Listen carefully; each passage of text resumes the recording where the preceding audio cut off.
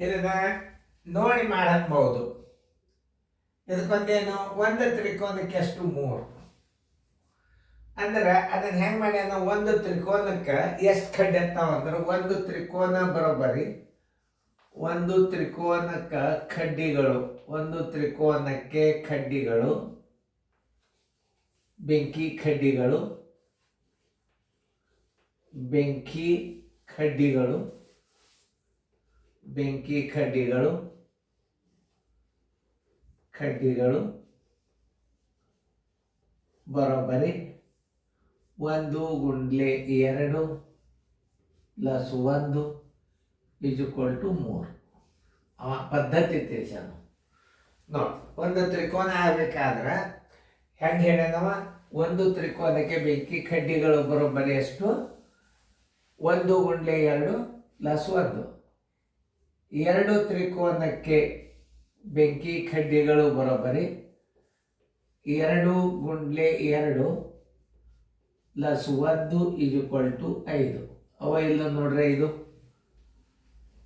1 2 3 4 5. ಇನ್ನು 1 2 3 ತ್ರಿಕೋನ, 3 ತ್ರಿಕೋನಕ್ಕೆ ಬೆಂಕಿ ಕಡ್ಡಿಗಳು ಬರೋಬ್ಬರಿ 3 ಗುಂಡ್ಲೆ 2, 2 ಇದು ಕಾಮನ್ ಪ್ಲಸ್ 1 = 7 ಕಡ್ಡಿಗಳು ಬಂದಾವಿಲ್ಲ ನೋಡ್ರಿ. 7 ಕಡ್ಡಿಗಳು 1 2 3 4 5 6 7. 4 ತ್ರಿಕೋನಗಳಿಗೆ ಬರೋಬ್ಬರಿ 4 ತ್ರಿಕೋನಗಳಿಗೆ ಬರೋಬ್ಬರಿ 4 ಗುಂಡ್ಲೆ 2 ಪ್ಲಸ್ 1 ಬರೋಬ್ಬರಿ 9.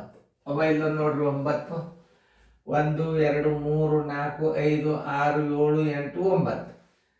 10 ತ್ರಿಕೋನ ಆಗ್ಬೇಕಾದ್ರೆ ಏನು ಮಾಡಬೇಕು ನೋಡಿ. 10 ಸುಮ್ಮನೆ ಡೀಟೋ 10 ಆಗ್ಬೇಕಾದ್ರೆ ಏನು ಮಾಡಬೇಕು, ಬರೋಬರಿ 4 5 6 7 8 9. 1 2 3 4 5 6 4 5 6 7 8 9 5 6 7 8 9 6 7 8 9 5 6 7 8 9 5 6 7 8 9. ಅದು ಸೇಮ್ ಅದೇ ಬರೋಬ್ಬರಿ. ಅಂದ್ರೆ ಎಷ್ಟೀಗ 10. 10ನೇ ತ್ರಿಕೋನ ಬರೋಬ್ಬರಿ 10ನೇ ತ್ರಿಕೋನ 4 5 6 7 8 9 10. 10ನೇ ತ್ರಿಕೋನ ಬರೋಬ್ಬರಿಯನ್ನು 10 ಗುಂಡ್ಲೆ 2 ಪ್ಲಸ್ 1 ಬರೋಬ್ಬರಿ 21. ಆನ್ಸರ್ = 21 ಕಡ್ಡಿಯಿಂದ ಏನಾಗ್ತವ, 10 ತ್ರಿಕೋನಗಳಾಗ್ತವೆ. ಉತ್ತರ ಸಂಖ್ಯೆಯಲ್ಲಿ ಅದ 21 ಉತ್ತರ ಸಂಖ್ಯೆ ಸಿ. ಸುಮ್ ನೋಡ್ರಿ ಹೆಂಗದ, ಒಂದ್ಸಲ ನೋಡಿದ್ರೆ ಗೊತ್ತಾಗ್ಬಿಡ್ತದೆ. ಒಂದು ತ್ರಿಕೋನ ಆಗ್ಬೇಕಾದ್ರೆ 2 × 1 1 ಗುಂಡ್ಲೆ 2 ಪ್ಲಸ್ 1.